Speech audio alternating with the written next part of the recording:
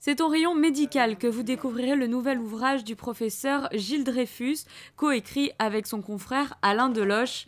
Il le décrit pourtant comme un roman adressé au grand public.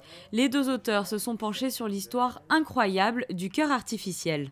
Nous, on n'a pas du tout voulu raconter de la médecine. Naturellement, on est obligé de parler de médecine un peu. Mais on a voulu raconter cette aventure qui est une aventure extraordinaire.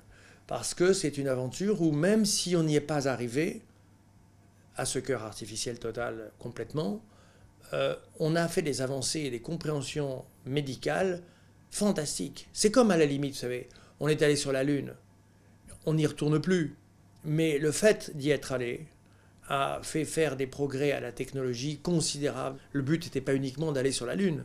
Le fait de faire un cœur artificiel permet de comprendre mieux la coagulation, permet de comprendre l'interdépendance entre le ventricule droit et le ventricule gauche, des tas de choses qu'on ne connaissait pas du tout, il y a même 10 ans, 15 ans.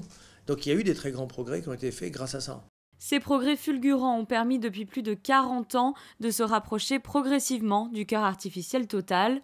En France, le professeur Alain Carpentier est le premier à réaliser cette transplantation en utilisant une prothèse Carmat en 2013, puis sur un second patient en 2014. Les deux bénéficiaires sont à ce jour décédés, ce qui relance le débat.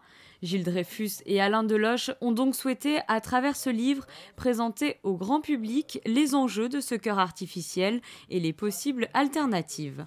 Il y a des moyens. Ici à Monaco, on met des Jarvik 2000, on en a mis une dizaine à des malades qui étaient en insuffisance cardiaque irréversible.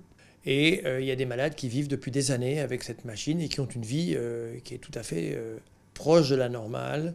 La normalité, pour moi, une vie normale, ce sont deux choses. C'est une vie de relation intellectuelle et c'est une autonomie physique qui permet de mener une vie, de mener sa vie. On parle du cœur, mais il y a le cœur qui assure ce qu'on appelle depuis très longtemps, depuis des siècles, la petite circulation, c'est-à-dire qui va vers les poumons et qui oxygène le sang, et le ventricule gauche qui pulse le sang dans tout l'organisme.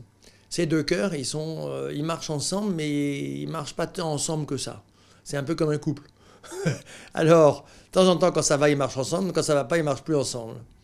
Et je crois qu'il y a à peu près 15 à 20% des malades qui ont besoin, effectivement, d'avoir un support de la circulation des deux côtés. Cela pourrait être candidat à des cœurs artificiels totaux.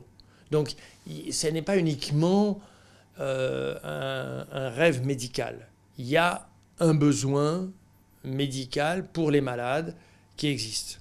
D'Hippocrate à De Becquey, en passant par Barnard, le grand public pourra découvrir le concept du cœur artificiel, les avancées de la chirurgie cardiaque et de ces médecins qui ont marqué l'histoire.